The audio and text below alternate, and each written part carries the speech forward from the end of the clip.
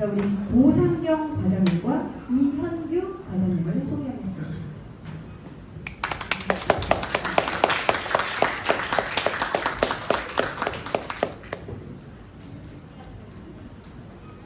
자, 안녕하십니까. 인사드리겠습니다. 쌍용건설 고상경 과장입니다.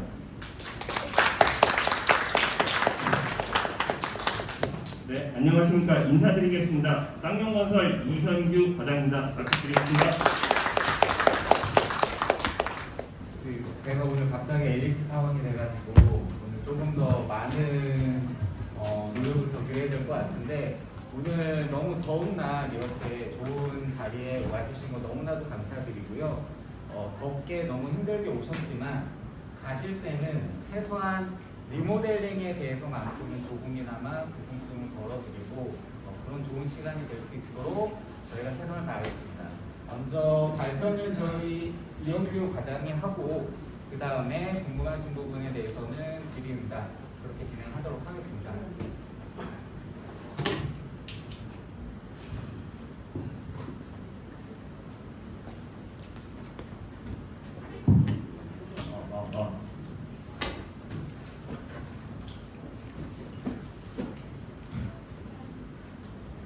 네, 지금 오고 계시는데 일단 지금 많이 기다리시는 분들이 계시니까 다시 한번 제가 간단히 인사를 드리고 설명을 하도록 하겠습니다. 네, 부가현 두산 아파트 리모델링 사업 설명회 발표를 하기로 한 이현규 과장입니다. 지금 발표는 전체적으로 회사의 소개, 그 다음에 저희 리모델링 사업 실적, 그리고 리모델링의 W3, 리모델링이 무엇이고 왜 해야 되고 그럼 누구랑 해야 하는가, 그리고 부가현 두산 아파트를 저희가 답사해서 간단하게 느낀 사업성, 그리고 마지막으로 저희가 실제로 시공을 하고 있는 아파트 현장에 대한 이야기를 통해서 리모델링에 대해 다시 설명을 드리는 시간을 가지도록 하겠습니다. 네, 그러면은 본격적으로 발표를 하기 앞서 일단 저희 아파트, 주택 아파트 브랜드 플래티넘에 대한 간단한 홍보 동영상을 보고 진행하도록 하겠습니다.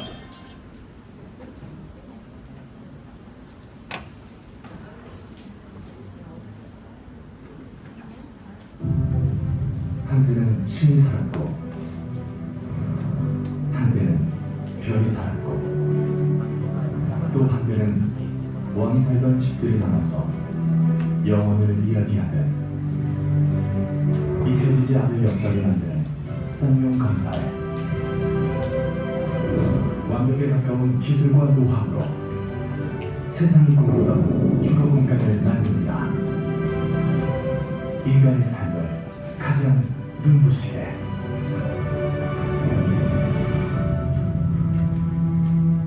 쌍용 더 플래티넘. 세계를 놀라게 한 랜드마크 건축물을 통해 입증된 쌍용건설의 DNA를 바탕으로 아파트, 주상복합, 오피스텔 브랜드를 하나로 통합해 더 플래티넘이라는 대표 브랜드로 새롭게 시작합니다. 이제 쌍용 더 플래티넘은 고품격 스타일리시 주거 브랜드로서 우리나라 주거 문화의 새로운 트렌드를 열어가겠습니다. 플래티넘은 세계 최고의 프로들이 만듭니다.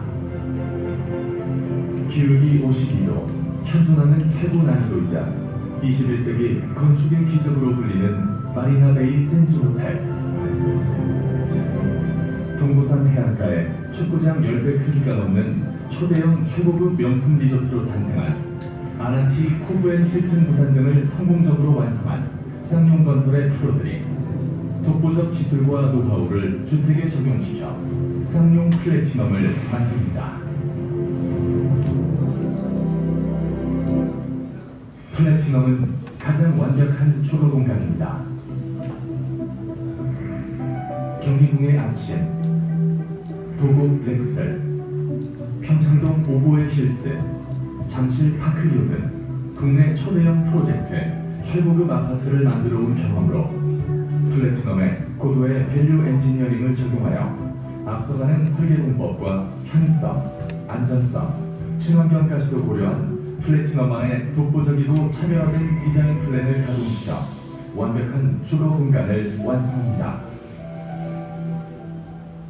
플래티넘은 최고의 자부심입니다. 편안하면서도 세련되게, 심플하면서도 아름답게 플래티넘을 선택하는 순간 지금까지와는 완전히 달라진 라이프 스타일을 경험하게 될 것입니다. 여유와 품격, 섬세함과 모던함, 자연과 미래 속에서 자부심을 높이십시오. 단순한 주거 공간으로서의 집이라는 개념에서 탈피해 매 순간 행복한 나날들이 시작되는 곳. 차별화된 설계와 디자인은 물론 행복한 시간까지도 고려한 완벽한 플래티넘은 최고의 자부심이 될 것입니다. 플래티넘은 짓지 않겠습니다. 세상을 놀라게 하겠습니다. 플래티넘은 만들지 않겠습니다. 세상을 아름답게 바꾸겠습니다. 플래티넘은 세우지 않겠습니다. 세상을 감동시키겠습니다. 쌍용 플래티넘은 그 누구의 삶보다 화려하게 빛나는 꿈의 공간이 되겠습니다. 당신의 삶에 커다란 자부심이 될 수 있도록 프리미엄 라이프의 완벽한 완성.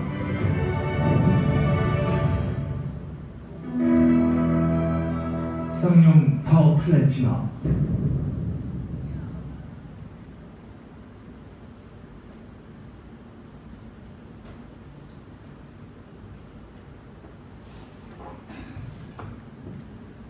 네, 동영상 잘 보셨을지 모르겠습니다. 지금 건축법에서 저희가 일반적으로 얘기하는 리모델링, 그러니까 내부만 고치는 게 아니라 전체적으로 고치는 그 리모델링에 대한 그 관련법이 이제 나오기 시작한 게 2001년부터입니다. 그리고 저희 쌍용건설은 2000년도부터 전담 리모델링 팀을 지금까지 쭉 유지해오고 있고, 그렇게 유지를 해온 결과 저희가 현재 준공 실적 1위, 그리고 철산안신, 가락강릉처럼 대단지 여러 업체가 환소 시험을 하고 있는 그 현장에서 저희가 주관사를 하고 있고, 리모델링 부분 대상 같은 리모델링에 관련된 여러 가지 수상과 실적을 통해서 명실상부한 리모델링의 리더라고 자부할 수 있습니다.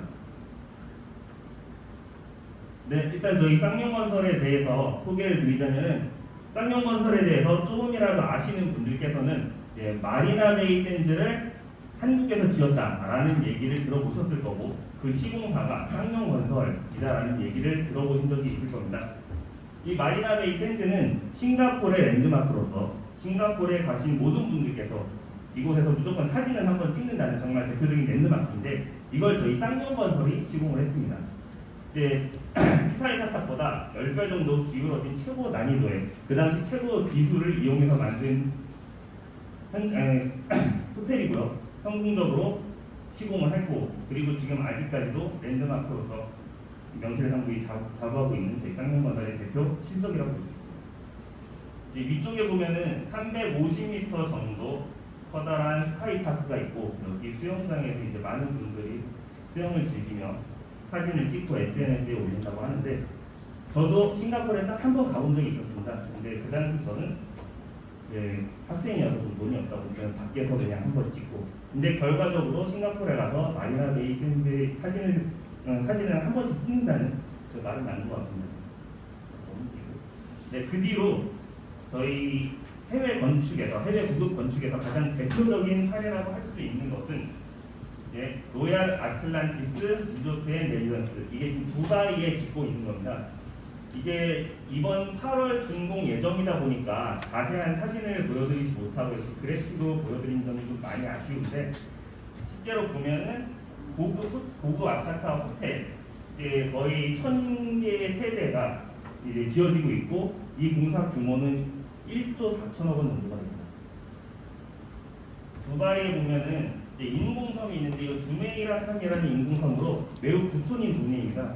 이 부촌 동네 끝자락에 짓고 있는 호텔로서 이 호텔 역시 지어지고 나면 분명 두바이 랜드마크 중 하나가 될 수 있을 것이라 자신하고 있습니다.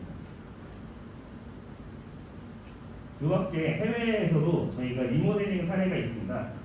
이제 레플즈 호텔이라는 싱가포르의 대표적인 호텔인데 이 역시 저희 쌍용건설에서 리모델링을 했습니다. 또한 리모델링은 주택뿐만 아니라 일반 건축에도 있습니다. 원래 일반 건축에서 리모델링을 더 많이 하는 편인데 저희가 반얀트리 그리고 엠베서더 호텔을 실제 리모델링을 해서 지금 운영을 하고 있는 상황입니다. 네, 지금까지 저희가 해외 건축, 일반 건축의 사례를 말씀드렸지만 지금 제가 이 자리에 있는 것은 주택 리모델링을 설명드리기 위한 자리입니다. 그래서 지금부터 저희 쌍용건설 주택 리모델링에 대한 사업 실적을 말씀드리도록 하겠습니다. 현재 저희가 착공을 하고 또 사업을 진행 중인 현장은 총 9개입니다. 지금 여기 녹색으로 표시된 오금아라 아파트는 실제로 작년 4월에 착공을 해서 지금 공사를 진행 중이고 이 있는 나머지 분당한솔, 평촌목련, 옥수국동, 신다포동, 광명철산, 가락상용, 국외주공 3단지, 문정현대 전부 저희가 수주를 해서 이제 이제 사업을 진행하고 있으며 분당한솔하고 신다포동은 내년 중에 착공을 할 예정입니다. 네, 이게 먼저 말씀드린 지금 공사를 진행하고 있는 오금아라 아파트입니다. 그리고 내년 착공 예정인 분당한솔 그리고 평촌목련 성동 옥수국동 아파트 이 아파트가 지금 현재 부가연구상과 컨디션이 매우 비슷합니다. 그래서 조금 이따 다시 한번 설명을 드릴 예정입니다. 그리고 신다포동 내년에 착공 예정인 현장이고 광명철산 한신 지금 약간 모양이 특이한데 이 앞에 있는 중랑천의 흐르는 모양을 컨셉으로 해서 저희가 이런 형태로 지금 설계를 하게 되었습니다. 그리고 가락상용 아파트 리모델링에 관심이 있으신 분들은 한 번쯤은 가락상용 아파트 리모델링 얘기를 들으셨을 건데요. 8천억 규모의 이 현장 역시 저희 쌍용건설 주관사로 진행을 하고 있습니다. 그리고 인천 최초 조합이 설립되어서 시공사 선정이 되고 진행하고 있는 국외주공 3단지 그리고 이 사업장은 문정현대 다음 주에 저희가 시공사 선정 중인데 개인적으로 제가 이 형태가 좀 매우 예쁜 것 같아가지고 아직 다음 주에 선정 중이지만 좀 무리해서 좀 들고 왔습니다. 네, 저희가 리모델링의 리더라고 불리는 이유 일단 최다의 준공 실적을 가지고 있기 때문인데 지금 최다 준공 실적이 4건입니다. 그만큼 이전까지 리모델링에 대해서 그렇게 활발하지 않았지만 저희는 2000년도부터 쭉 이어와서 최고의 실적, 경험을 가지고 있는 상황이고 그렇게 해서 보여드릴 수 있는 현장이 지금 현재 이렇게 4개가 있습니다. 하나하나씩 다 의미가 있는데 천천히 설명을 드리겠습니다. 일단 방배 궁전 아파트가 방배 예가 클래식으로 이런 형태에서 리모델링을 하게 됐습니다. 방배 예가 클래식은 국내 최초의 아파트 단지 리모델링입니다. 그 이전까지의 리모델링은 한 동을 리모델링 하거나 일반 건축을 리모델링 하거나 이런 상황이었는데 하나의 단지 전체를 통째로 리모델링을 한 게 이번 방배 예가 클래식에서 첫 사례로 시작이 되었습니다. 그리고 두 당산 폄하 아파트 지금 당산 예가 클래식인데 이 현장은 최초로 수직 중축 공법을 적용했습니다. 요즘 아파트들 보시면은 1층을 전체로 필로티를 띄워서 위쪽에 한 층을 더 연장해서 요즘 리모델링 사례를 보면 다 그런 식으로 되어 있는데 이거를 처음으로 적용한 게 저희 쌍용건설입니다. 그래서 당연히 물론 리모델링을 할 때 주차 얘기가 제일 많으니까 저희 역시 주차장을 더 신설해서 이런 식으로 운영을 하겠습니다. 그리고 도곡 예가 클래식 도곡동에 있는 아파트인데 이 아파트는 강남 최초의 리모델링 단지로서 원래 재건축이 예정돼서 진행이 되고 있었는데 재건축으로 상업성이 안 나오다 보니까 저희 쌍용건설에서 리모델링으로 전환하고 그리고 준공을 하고 그리고 실제로 경제적 효과까지 볼 수 있었던 매우 우수한 사례입니다. 주차장 만들었고요. 네, 마지막으로 방성예가 클래식 지금 마포 현소 호수 아파트인데 요게 어떻게 보면 지금 리모델링 주택 사업 전체에서 되게 기념비적인 현장으로 말씀드릴 수가 있습니다. 지금 여기 보면은 방음벽 있고 요 앞에 있는 게 강변북로입니다. 지금 이 리모델링을 할 당시에 그 조합원분들의 가장 큰 요구 한 가지는 이 아파트 리모델링 하고 나서 밑에 있는 세대들도 전부 한강을 조망할 수 있게 해달라. 그게 가장 큰 요구 사항이었습니다. 그래서 저희는 실제로 이 위에 2층을 띄워서 여기가 1층입니다. 여기서부터 모든 세대가 한강을 조망할 수 있게 만들었습니다. 그래서 이거를 국내 최초 그리고 유일한 필로티 2층 수직 2개층을 올린 유일한 사례입니다. 그래서 여기 보면은 한 층, 2층 해서 여기서부터 1층. 그래서 방음벽 위로 모두 올라가서 한강을 조망할 수 있는 사례입니다. 리모델링 조금 관심이 있으신 분들은 수평 중축과 수직 중축이 있는데 수평 중축은 그래도 수월하지만 수직 중축은 좀 어렵지 않나라는 이야기가 있습니다. 비록 제도적인 부분을 저희가 손봐서 할 수는 없지만 기술력으로는 저희가 수직 중축을 할 수 있다. 이렇게 살아있는 사례를 통해서 저희는 그 기술력을 현재 입증을 하고 있습니다. 지금 그래서 리모델링 업계에서 저희가 최초 1호 이런 상황들이 되게 많습니다. 중공실적 1위, 단지 전체 리모델링 처음으로 했고, 그리고 필로티 띄워서 하는 거 처음으로 했고, 재건축에서 리모델링 전환해서 지금 강남의 리모델링한 첫 번째 사례, 2개층 수직 중축, 그리고 지금까지 된 리모델링은 다 거의 1:1 리모델링입니다. 조합원분들께서 그대로 리모델링을 해서 그대로 들어가서 거주를 하시는, 최근에 그 대포 구성 부차 리모델링 사례도 1:1 리모델링으로 일반 분양은 한 번도 없었습니다. 그런데 저희가 이번에 착공하고 있는 오그마나 아파트에서 처음으로 일반 분양을 하게 됐습니다. 이게 일반 분양을 하는 게 무엇이 좋냐면 일반 분양 수입을 통해서 분담금을 납실 수 있는 효과가 있습니다. 그렇기 때문에 일반 분양을 처음으로 하는 것이 가장 큰 의미를 가질 수 있겠고, 그 다음에 허그 보증도 이제 간단하게 말씀드리면은 그 사업을 국가에서 보증을 해준다는 뜻입니다. 국가에서 보증을 해주니까 금융사에서도 낮은 금리로 대출을 해줄 수 있는 겁니다. 이 역시 저희가 오그마람을 통해서 최초로 허브 보증을 하게 되었고, 현재로서는 허브 보증을 하지 않고는 웬만한 사업 진행이 안 될 만큼 이 허브 보증을 시작한 역할은 매우 크다고 볼 수 있습니다.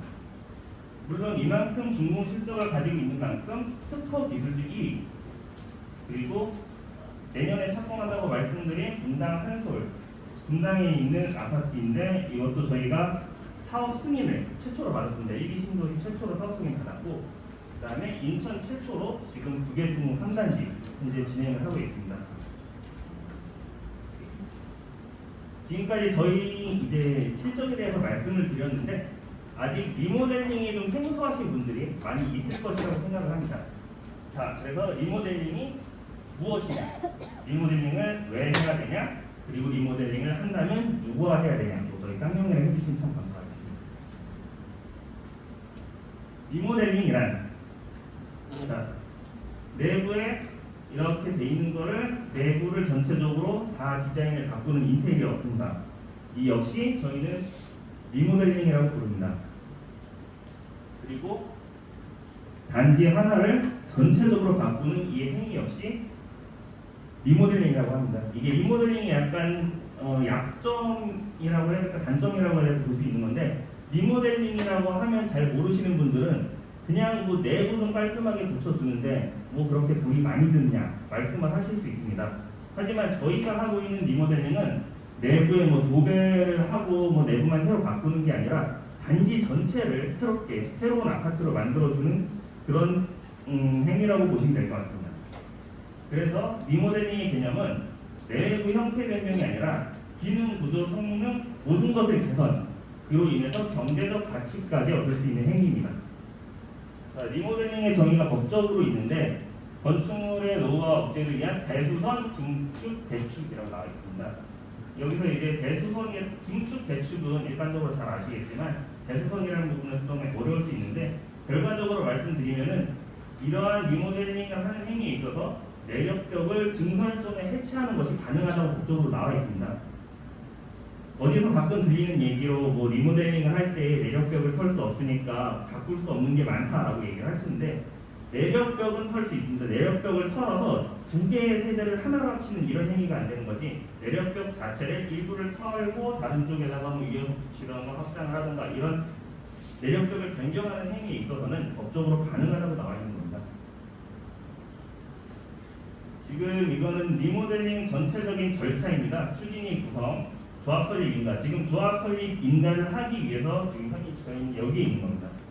그 뒤에 시공사 선정이 되면 안전진단, 심의를 거쳐서 권리변동 계획, 그리고 최종적으로 승인을 받고 분담금 확정해서 분담금이 얼마 나오는지 확정이 되고 나면 그 다음에 입주 및 안전진단을 통해서 착공을 하게 되는 겁니다.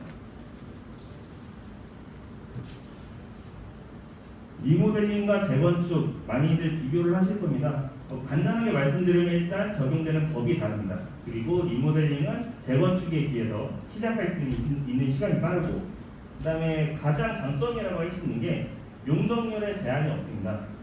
지금 여기 부가연두산 같은 경우에 300%를 용적률이 넘어가는 걸로 알고 있습니다. 그리고 지금 설계안도 거의 400 후반대 이렇게 알고 있는데, 이게 재건축이면 절대 될 수 없는 용적률입니다. 아무리 뭐 기부채납이니 뭐 임대주택이니 해도 나올 수 없는, 아직까지는 나올 수 없는 그런 용적률을 리모델링에서는 건축법을 완화 적용을 받을 수 있습니다. 시기를 할 때 그런 완화 적용을 통해서 기존에 있는 용적률보다 더 위로 키움으로써 실제로 설계사에서 만들어주신 그러한 설계안들이 실현이 될 수가 있습니다. 그래서 건축성, 용적률, 건폐율, 도시제한, 공개공제 확보, 적용 등의 여러 가지 완화를 받을 수 있습니다. 그리고 안전진단, 이제 재건축에서 안전진단 많이 얘기하시죠. D등급, 2등급이 돼야지 재건축을 할 수 있다고 하는데, 안전진단 같은 경우에 지금 리모델링, 부가연두산은 수평 증축을 하는 걸로 알고 있습니다. 그럼 C등급 이상이 나와야 되는데, D등급, 2등급이 좀 어려운 상황이고 C등급까지는 웬만한 수준이 나올 수 있습니다. 그리고 기부채납, 전매 제한, 초과이익 환수 이런 것이 일절 없기 때문에 충분히 경제적으로 이득이 되는 행위라고 볼 수 있습니다. 그렇게 해서 이제 리모델링을 하게 되면 어떻게 하느냐? 지금 세 가지가 있는데, 옆으로 넓힐 수 있고 위쪽으로 넓힐 수 있고 아니면은 새로운 한 동을 증축할 수 있는 이 세 가지가 있습니다. 하나만 하는 게 아니라 이 세 가지를 적당히 사업성 검토를 통하고 설계를 하고 의견을 받으면서 이 세 가지를 적절히 섞어서 이제 자산 가치를 극대화할 수 있는 방법을 찾아 나가는 것입니다. 그렇게 해서 면적이 일단 증가가 되는데, 지금 알고 있기로 부가연두산은 전부 전용 면적 85제곱 이하이기 때문에 지금 전용 면적의 40%까지 더 확장을 할 수 있습니다. 그렇게 해서 면적 증가에 따른 이익을 얻으실 수 있는데, 이제 보면 세대수 증가, 일반 분양이 있습니다. 아까 제가 일반 분양 말씀드린 게 일반 분양을 통해서 그 수익을 통해서 조합원분들의 분담금을 낮출 수 있는 역할을 한다 말씀을 드렸는데, 일반 분양에 필요한 용적률 그리고 면적 증가를 위해 필요한 면적률, 이게 다 합쳐서 이게 전용 면적 40% 일어난 이내 안에서 이루어져야 되는 겁니다. 그러니까 전용 면적 40%가 늘어났으면은 거기서 얼마나 우리가 가지고 얼마나 일반 분양을 할 것인가, 이런 거는 지속적으로 조합과의 협의를 통해서 진행을 해 나가게 되는 것입니다. 그럼 왜 리모델링을 해야 하는가? 리모델링 지금 재건축 규제 안하에도 리모델링 하고, 리모델링 많이 늘었고 지방에서도 하고 있고 서울 많은 곳에서 리모델링 하고 있습니다. 저희가 뭐 대선이나 이런 영향 때문에 지선 이후에 재건축이 많이 완화될 것이다 라는 기대와 달리 그게 이제 생각만큼 되지 않다 보니까 리모델링 쪽으로도 크게 지금 선의하시는 분들, 기존 리모델링 그대로 유지하시는 분들 많이 있습니다.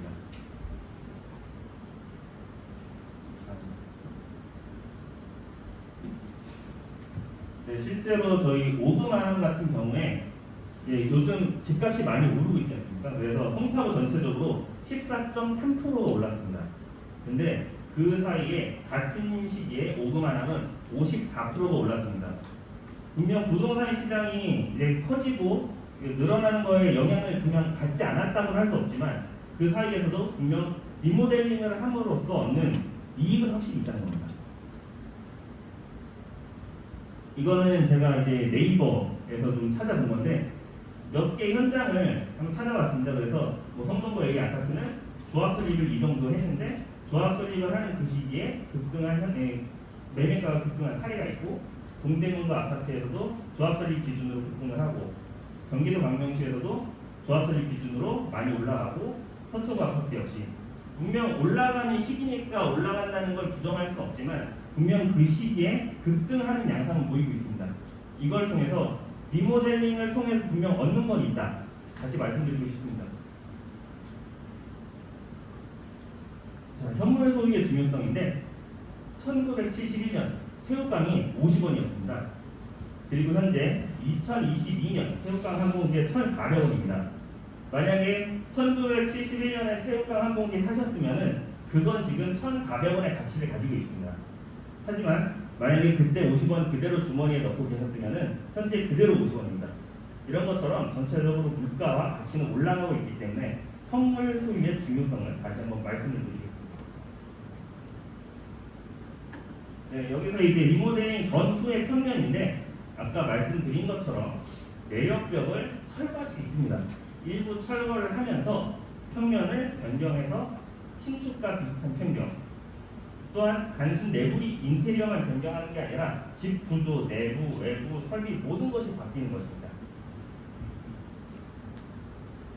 이거는 지금 저희 문정현대 아파트 사업 제안안인데 역시 투베이라는 공통점이 있기 때문에 한번 가져와 봤습니다. 이렇게 투베이를 그대로 유지되지만 배치를 다양하게 함으로써 전혀 동굴 같은 느낌 나지 않는 정말 말 그대로 달라진 새집과 같은 그런 느낌을 받으실 수 있습니다.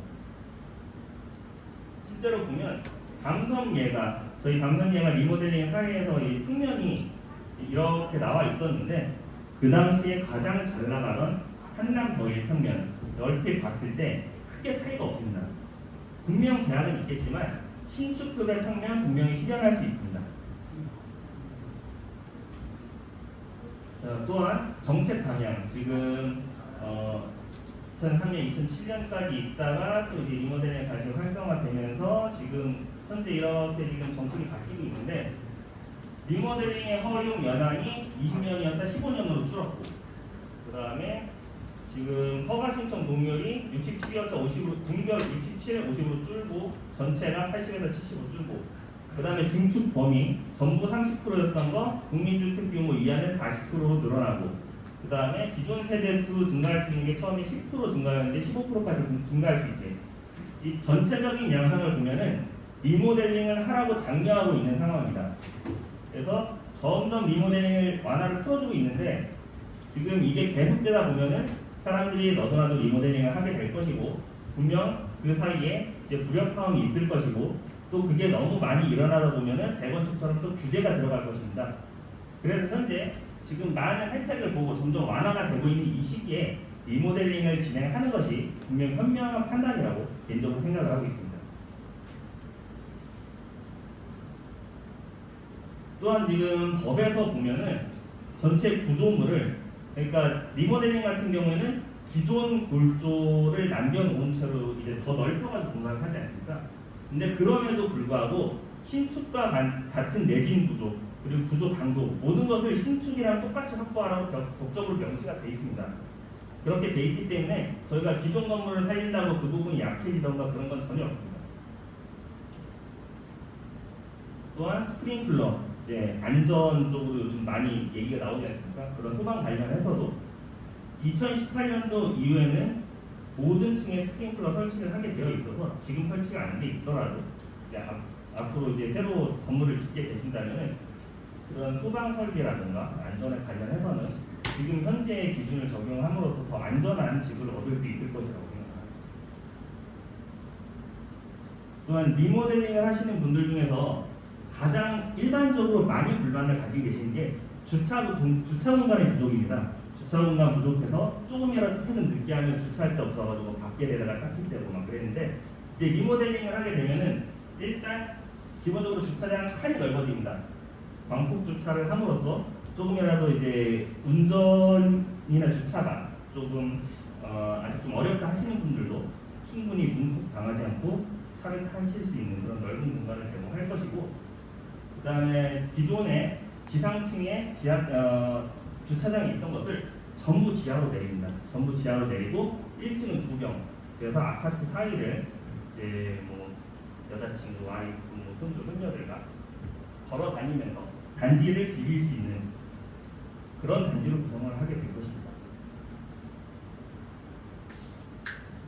그렇게 하다 보면 이제 택배 차량 문제 많이 있지 않습니까? 그래서 지하 1층을 택배 차량이 지나갈 수 있게 폭을 높여가지고 시공을 하게 되고, 요즘 전기차도 많이 말씀을 하십니다. 전기차 많이 타게 되는데, 전기차 역시 이렇게 법적으로 몇 대 이상의 주차장에서는 의무적으로 전기차 충전소를 설치하라는 게 법적으로 명시가 되어 있으니까, 뭐 우리는 전기차 충전소 설치 안 하냐 이런 얘기는 일절 나올 수가 없는 이야기입니다. 그리고 이게 지하를 탄다고 하시면은 기존 건물 남아있는데 지하 통째로 들면은 이거 엄청 위험한 거 아니냐 이렇게 얘기를 하실 겁니다. 근데 지금 이 사례를 보시면은 기존 건물을 제외한 나머지 부분을 최대한 파서 이제 주차장을 설치를 하는 겁니다. 이 밑을 파는 게 아니라 이 주변을 파서 시공을 하는 것이기 때문에 이런 부분에 있어서는 생각보다 안전하게 시공을 할 수 있습니다. 근데 그러다 보면은 지금 제가 한번 두가연두산을 가봤을 때 엘리베이터가 1층까지만 있습니다. 그래서 지하 주차장을 가려면은 1층에서 나와서 밖으로 나가서 들어가야 되거나 아니면은 계단을 통해서 내려가야 되는데, 그 부분은 이제 저희가 저희 공법을 적용해서 밑으로 엘리베이터를 연장합니다. 그래서 엘리베이터를 통해서 바로 지하 주차장으로 갈 수 있게 이렇게 시공입니다. 또한 요즘 재건축이든 리모델링이든 이제 단지 내에 커뮤니티색에 매우 관심이 많으십니다.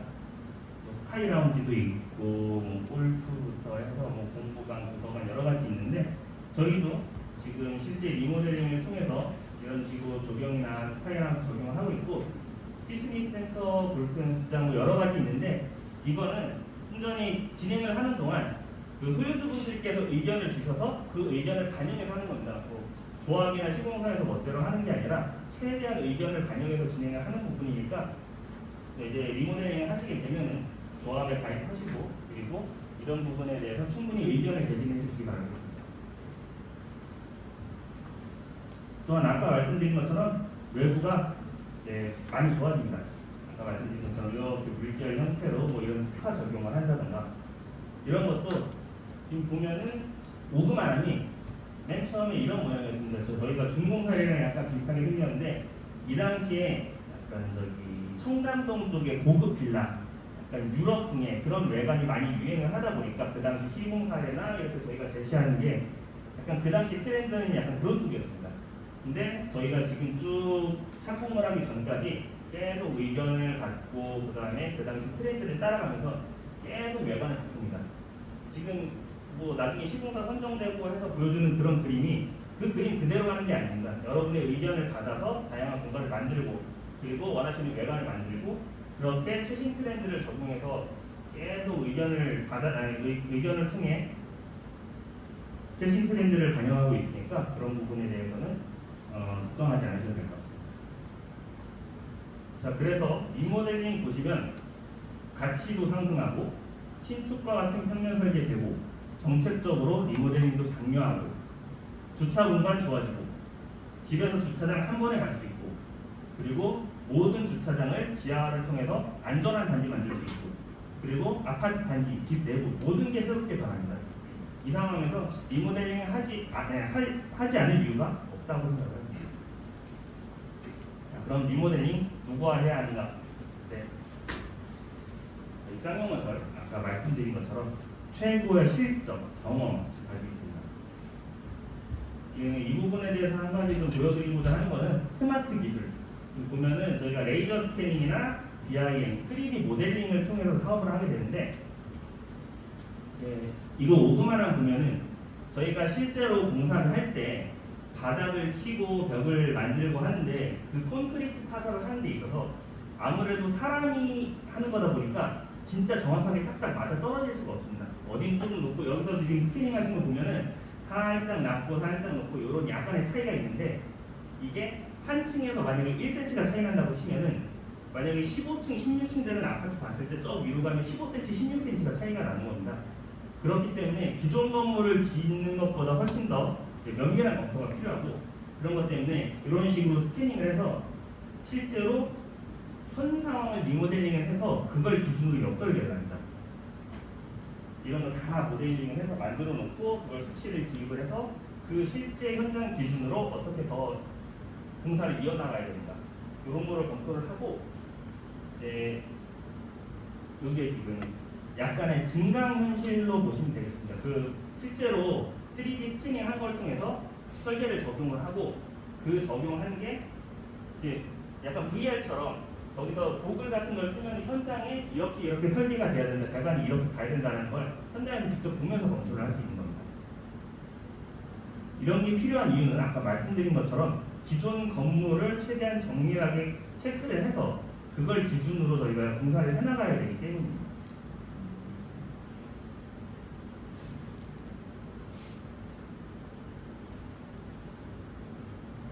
그래서 이런 설계를 위해서는 아무래도 이제 3D 모델링을 3D 모델을 만들어야 되는데 이제 BIM이라는 게 빌딩 인포메이션 모델링으로 단순히 3D로 모형만 만드는 게 아니라 거기에 들어가는 여기에는 볼조가 여기에는 콘크리트가 들어가니까 콘크리트를 반영해 놓고 여기는 창문이니까 유리를 반영해 놓고 단순한 3D 모델링이 아니라 거기에 들어가는 자재라든가 이런 부분 모든 정보가 들어가 있는 그런 모델링이라고 보시면 됩니다. 그래서 저희가 지금 옥수국동이 아까 부가연수산이랑 좀 비슷하다고 했는데 엄청 경사가 져 있고 암지반으로 되어 있습니다. 그렇기 때문에 더 정밀하게 검토를 해야 되기 때문에 여기 3D 모델링을 만들고 이걸 검토를 하고 만약에 예를 들어 배관이랑 골조랑 걸리는 게 있다. 그러면은 이제 골조 쪽에서 이런 부분이 걸린다라고 하면은 이런 클라우드 환경이라는 게 저희 요즘 클라우드 많이 쓰지 않습니까? 그러니까 이쪽에서 문제가 있다라고 하면 그 정보가 모든 공정으로 가서 이런 데 문제가 있으니까 좀 수정을 해달라라는 식으로 공사를 하기 전에 모든 공정이 모여서 사전적으로 검토를 하는 겁니다. 사전적으로 검토를 하게 되면 그만큼 공사 중에 이제 어떻게 보면 실수를 줄일 수가 있기 때문에 사업성으로도 더 유익하다고 볼 수 있습니다. 그래서 사업 초기에 반영해서 비용 절감할 수 있고요. 실제로 저희가 그 리모델링을 위해서 동선을 만들어 보니까 기존 골조에 이렇게 걸리는 걸 확인할 수 있었습니다. 초기에 확인할 수 있었던 덕분에 설계를 변경하고 그렇게 오차를 줄여나가면서 진행을 하기 위한 3D 모델링입니다.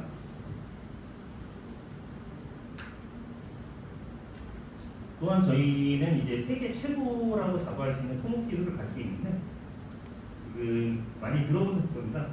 9호선 고속터미널역 시공을 하는데 위쪽에 있는 지하철 15cm 아래에다가 터널을 타서 시공을 했다. 이게 저희 쌍용건설에서 한 겁니다. 그래서 실질적으로 가장 좁은 간격이 15cm였고 덕분에 토목 구조물 대상, 그 다음에 영국 토목학회에서 메달도 수여받았는데 이 영국 토목학회는 간단히 말씀드리면 토목학회 관련해가지고 가장 역사가 오래된 학회 1818년도가 이때부터 시작을 하는 학회이기 때문에 매우 의미가 있다고 보시면 됩니다. 아까 말씀드린 옥수동인데 거기는 이제 시작 낮은 부분과 높은 부분이 33에서 38m 정도가 차이가 납니다. 옹벽도 엄청 많고 연암 위주의 토질, 그 다음에 지하주차장이 엘리베이터랑 연결도 되어 있지 않습니다. 그래서 지금 이게 전체적인 리모델링 구상인데 실제로 보면 1035세대로 세대수도 부가연수산이랑 비슷하다고 볼 수 있습니다. 그래서 저희가 TF 회의라는 거를 분기별로 하면서 계속적으로 검토를 하고 있는데 이 부분에 대해서는 설명을 하면 좀 너무 길어지니까 이제 자세한 건 말씀드리기 어렵지만 분기별로 계속 검토를 해나가면서 오차를 줄이고 있다고 보시면 될 것 같습니다. 그래서 옹교에 관한 거 결동이나 간섭 이런 거를 계속 문제를 찾아서 검토를 하고 그래서 보조차 확보를 하고 그렇게 단차가 33m, 38m 하다 보니까 주차장이 평면이 10개가 나옵니다. 둘, 셋, 넷, 다섯, 여섯, 일곱, 여덟, 아홉, 10개. 이만큼 뭔가 경사를 극복하기 위해서 정말 복잡한 설계를 해야 되는 현장입니다. 또한 응격도 이만큼 있는데 응격을 존치할 것인가 아니면 뭐 응격을 철거할 것인가 이런 거에 대해서 공부를 해야 되고요. 여기 보시면은 1m 내려왔는데 안반이 있답니다. 말 그대로 안반 지형입니다. 그래서 결과적으로 지하 주차장 내리고 엘리베이터랑 연결하고 수평 중축에다가 수직 중축까지. 지금 옥수동에 대해서 말씀을 드리는 거는 이건 실제로 지금 먼저 진행을 하고 있는 현장입니다. 이 현장을 통해서 얻게 되는 경험과 지식, 그 노하우는 분명 부가연두산 공사를 하는 데 있어서 긍정적으로 작용할 것입니다. 이런 공사를 하다 보면 일반적으로 저희가 탑다운을 하게 되는데 탑다운이라는 건 간단하게 말씀드리면은 이렇게 지상과 지하를 동시에 공사를 함으로써 공사 기간을 단축할 수 있는 방법입니다. 근데 이거를 이제 리모델링에 왜 적용을 해야 되느냐 하면 이렇게 땅을 팠을 때 기존 건물이 이렇게 있고 땅이 이렇게 파여 있으면은 딱 보기에도 엄청 이게 좀 위험해 보이지 않습니까? 그렇기 때문에 기준층부터 먼저 타설을 하면서 이걸 잡아주기 때문에 기존 골조를 지지해줌으로써 안전성을 얻을 수 있습니다. 또한 아까 말씀드린 대로 경사가 되게 많고 복잡하다 보니까 가설 공사 같은 걸 할 때도 여기 먼저 하고 그 다음에 2번 하고 3번 하는 식으로 이런 가설 공사 계획을 철저하게 세워두지 않으면은 이쪽 먼저 공사했다가 이 위로 올라가려고 하는데 동선이 없어서 공사를 못한다든가 이런 식으로 이제 경사지 쪽은 매우 그 공사가 복잡하기 때문에 사전에 검토를 해야 해서 진행해야 되는 그런 특수성이 있습니다. 또한 암지반이다 보면은 이제 어떻게 보면 그 땅을 어떻게 파느냐에 대해서 이제 말씀드리게 되는데 지금 보면은 미진동과 정밀진동 제어 발표가 있습니다. 이 유압식 하락 공법이라는 거는 정말 진동이 있어서는 안 되는 데다가 큰 돌이 있다고 하면은 거기다 구멍을 일단 뚫습니다. 한 뭐 10cm, 15cm 정도 되는 구멍을 뚫어놓고 그 사이에다가 어떤 기계를 집어넣고 이걸 걸리게 됩니다. 구멍을 많이 뚫어놓고 그 사이에 그 기계를 통해서 걸리게 되면은 그 암이 전체적으로 깨지게 되고 그렇게 깨진 암을 처리하는 식으로 이런 유압식 하락 공법을 이용할 수 있고 그 다음에 뭐 미진동 불착 미진동 물착은 말 그대로 호격을 조금 적게 써가지고 최대한 진동을 관리하면서 나가는 공법인데 이러한 공법들은 실제로 토목에서 많이 시공을 하고 저희도 그걸 기준으로 계획을 짜고 있기 때문에 암지반에서 공사를 하는 게 뭐 크게 어려운 점은 없습니다. 뭐 조금 천천히 해야 되는 문제는 있어도 이게 절대로 위험하거나 하는 그런 공사는 아닙니다. 그래서 뭐 어디는 하람으로 한다, 어디는 미진동 한다, 어디는 뭐 정밀진동 제어 발표한다 이런 식으로 공사를 하기 전에 그걸 세분합니다. 어디는 어떤 공법을 쓰라 하는 식으로 그래서 기존에 있는 건물 그리고 옆에 있는 건물들에 최대한 무리가 가지 않도록 철저한 계획을 세워두시는 거 합니다. 자, 그럼 부가연두산 아파트에 대해서 간단히 말씀을 드리자면 리모델링을 하기 위해서 몇 가지 조건이 있습니다. 첫 번째로 재건축에 기대감이 없는 단지. 여기는 지금 용적률이 300이 넘어가기 때문에 재건축을 했을 때 이제 사업성을 갖기가 매우 어려운 현장이므로 리모델링을 하는 게 좋다고 판단을 하고 있습니다.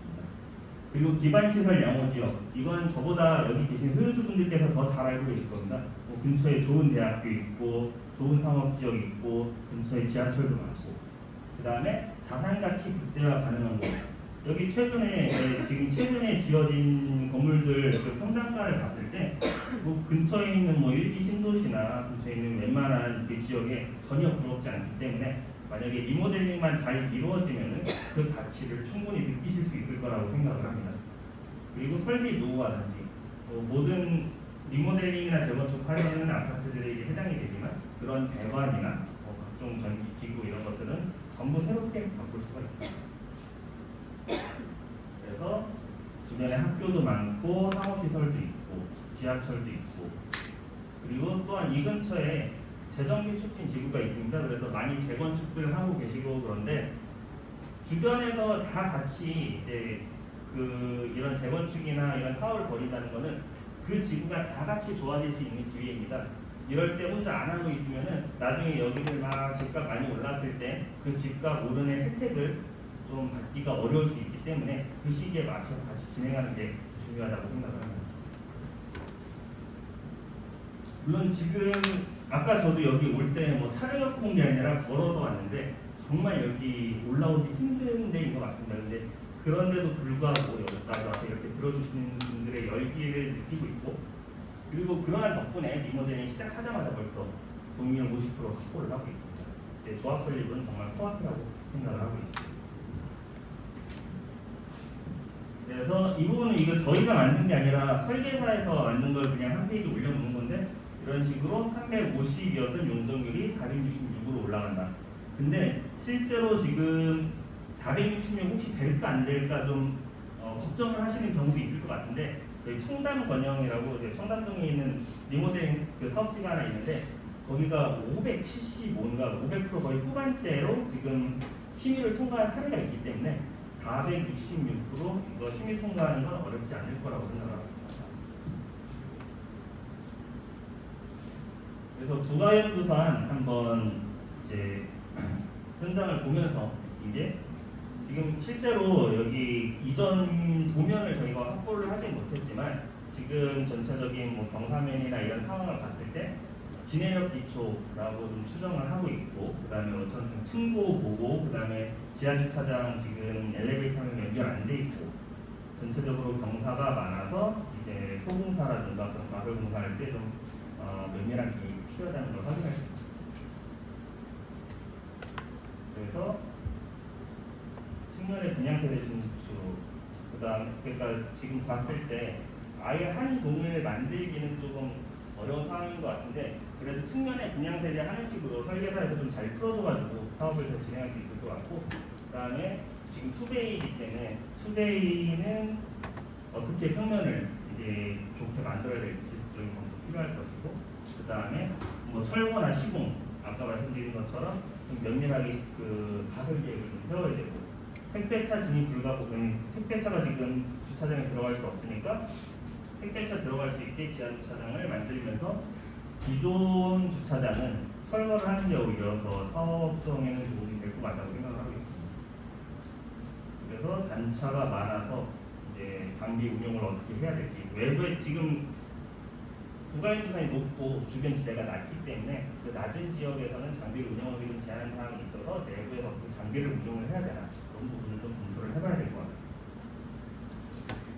자, 마지막으로 그러면 쌍용건설 이렇게 말로만 계속 얘기를 했는데, 그럼 진짜 잘 하고 있냐, 어떻게 하고 있냐에 대해서 실제 사례를 통해 말씀드리도록 하겠습니다.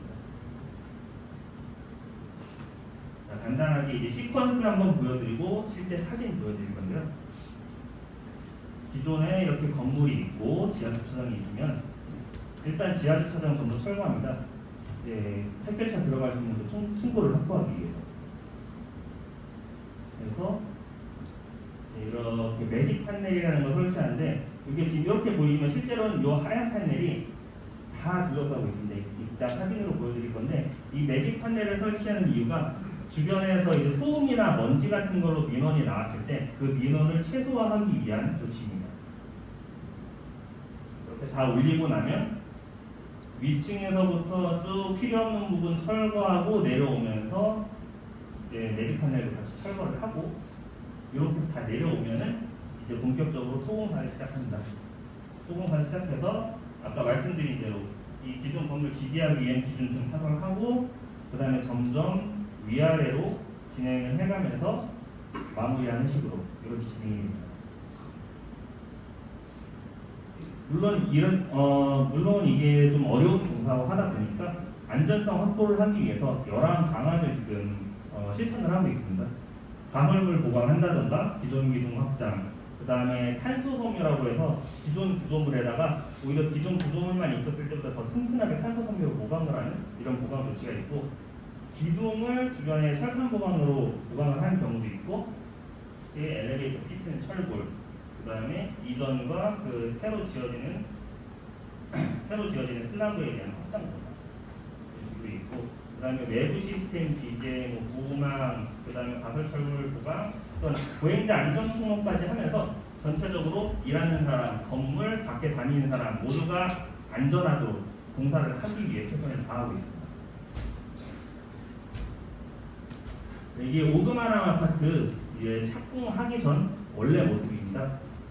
이게 아까 말씀드린 것처럼 이렇게 서포트 이런 기계 세우고 거기다가 매립 판넬을 이렇게 둘러싸기 시작하면 실제로 이렇게 다 둘러싸요. 이렇게 다 둘러싸서 소음과 진동을 최소화한 이후에 일단 내부를 이렇게 다 철거합니다. 내부 철거해서 이렇게 볼조만 남은 상태로 여기까지 말씀을 드렸는데 마지막에 질의응답 이렇게 좀 여쭤보고 하면은 그런 배관이랑 전기 어떻게 되냐고 또 물어보시는 분들이 계십니다. 제가 여러 번 말씀드렸는데 지금도 볼조만 있습니다. 그런 배관, 전기 이런 모든 시설을 전부 다 새로 만듭니다. 신축처럼. 그래서 철거를 하다 보면 이제 계단이나 뭐 이런 기존 건물들이 없어질 수 있으니까 안전을 위해서 가설 계단을 설치하고 위에서부터 필요한 부분만 남기고 이렇게 철거를 하면서 내려옵니다. 그러면은 이렇게 원래 통통했던 건물이 이렇게 얇게 실제로 보시면은 원래 이 정도 두께였던 건물이 요거만 남고 다 철거를 하게 됩니다. 이런 거는 뭐 철거를 무조건 이렇게 하라는 건 아니고 설계를 하면서 어디를 잘라내고 어디를 남겨야 되냐 이런 거는 지속적으로 검토를 통해서 결정을 하게 되는 부분입니다. 그래서 이제 또 많이 얇아지고 하면은 좀 어떻게 전도되거나 무너질 우려가 있으니까 이런 가설 철골을 통해서 무너지지 않도록 보강을 해서 조치를 하고 있습니다. 또한 아까 말씀드린 대로 기존 건물을 그대로 남겨서 시공을 한다는 것은 매우 어렵기 때문에 진짜 정밀한 검토가 필요하다고 여러 번 말씀을 드렸습니다. 그래서 이런 서포트 세우는 것조차도 실제로 측정해서 정확한 위치를 대서 그 위치에 세울 수 있도록 하나하나 다 체크를 해가고 수평까지 재가면서 정말 이러한 정교한 설치를 통해서 안전성을 확보하고 있습니다. 또한 균열이라는 곳은 이런 식으로 균열 보수, 아까 말씀드린 이런 탄소 섬유 시트 보강을 함으로써 기존 골조를 원래 상태보다 더 튼튼하게 만들고 있습니다. 또한 이건 잭파일이라는 건데 이제 구멍을 뚫어서 그 안에다가 이제 철관을 삽입합니다. 철관을 쭉 삽입해서 이제 콘크리트로 채워서 콘크리트를 채우게 되는 이런 과정인데 제가 지금 이렇게만 말씀드리면 좀 이해가 안 될 것 같아서 가져온 그림이 있습니다.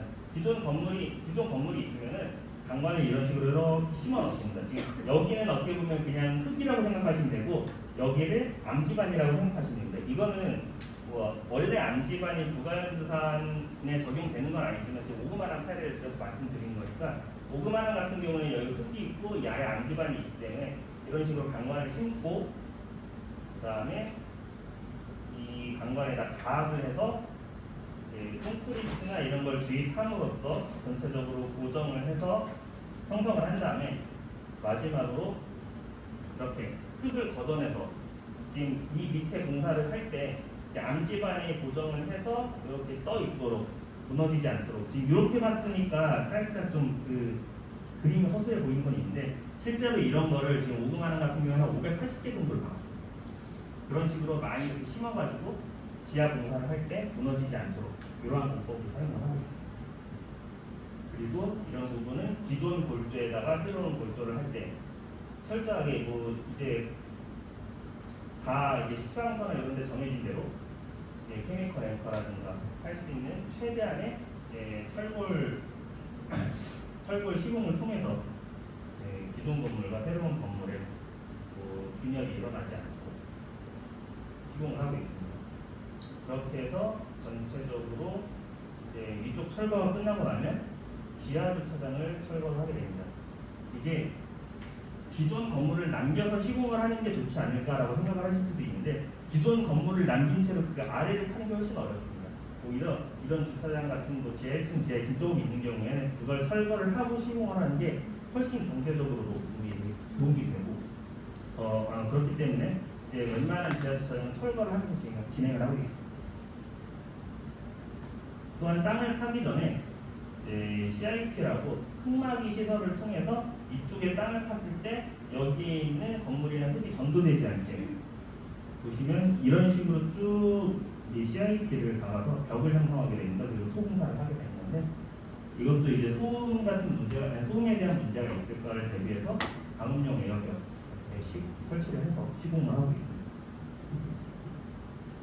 그렇게 해서 아까 말씀드린 대로 기존 건물 고정하기 위한 1층의 철골, 1층 바닥을 위한 철골 공사를 쭉 여기서부터 이제 쭉 와서 진행을 하게 되는 건데 이제 이렇게 설치하고 그 위에다 바닥 타설을 함으로써 공사할 수 있는 공간, 자재 공간 확보와 동시에 기존 건물을 안전하게 하는 역할을 하고 있습니다. 네, 지금 여기 보면 전기 설비 저희가 샘플로 이렇게 모거 설치를 통해서 나중에 문제 안 생기게 먼저 이렇게 만들어서 준비해보는데 지금 보시는 것처럼 전부 새 걸로 설치를 합니다. 전부 새 걸로 설치를 하니까 이 부분은 문제 없다고 다시 한번 말씀을 드립니다. 그렇게 해서 지금 현재 22년 6월 기준으로 이 6월 기준의 전경 사진입니다. 위쪽에 철거 다 끝났고 이제 이쪽에서는 어느 정도 데크를 설치하고 기준층의 타설이 어느 정도 완료가 되었고 이쪽에서는 철골 설치, 데크를 해서 조만간 이쪽도 타설할 준비를 하고 있는 현재는 딱 여기까지의 상황입니다. 제가 더 많이 보여드리고 싶어도 실제로 공사를 여기까지 하다 보니까 그 뒤를 좀 자세하게 보여드릴 수 없는 건 아쉽긴 한데 이게 실제로 공사가 끝나게 되면은 이런 식으로 이제 준공을 하게 됩니다. 네, 지금까지 이제 리모델링에 대해서 한번 말씀을 드렸는데 리모델링을 하는 게 좋을까 아니면 좀 하면 안 될까 아직도 고민이 많으실 겁니다. 지금 들은 설명으로 좀 부족하다고 느끼실 수도 있는데 전체적인 상황에서 저희가 지금 설립인가 전에 와 있다고 좀 말씀을 드렸습니다. 그래서 설립을 하기 위해서 1차적으로 동의가 필요하고 이제 쭉 진행이 되면서 나중에 사업 승인을 받기 위해서 한 번 더 동의서를 구하게 됩니다. 그렇기 때문에 지금 일단 동의를 하고 나서 사업 진행하는 거 보시면서 아 이게 아니다 싶으면은 이때 와서 동의를 안 하시면은 1차 동의 안 한 거랑 똑같은 상황입니다. 그리고 아까 말씀드린 것처럼 조합 설립되는 것만 해도 분명 집의 가치는 올라갈 수 있으니까 일단 지금 1차 동의하고 어떻게 돌아가는지 오른 집값과 함께 한번 고민을 해보시는 게 낫지 않을까. 이제 그 말씀을 드리기 위해서 마지막으로 이 절차를 다시 한번 보여드리게 됐습니다. 네, 플라톤이 얘기하기를 시작은 그 일의 가장 중요한 부분이다. 지금 고민하실 시기에 지금 동의를 하는 게 뭐 나중에 지금 동의를 한다고 해서 이게 계속 동의가 되는 게 아니라 나중에 다시 취소도 할 수 있고 얼마든 바꾸실 수 있으니까 지금 한번 모두가 하고 있는 이 상황에서 한번 동의를 해보고 도전을 해보시는 게 낫지 않을까 생각을 하고 있습니다. 네, 저희가 지금 준공부터 해서 뭐 전체적으로 실적이 13개 있습니다. 지금 14번째 현장이 조가연 주산이 되기를 진심으로 기대하고 있습니다. 네, 발표 마치겠습니다. 감사합니다.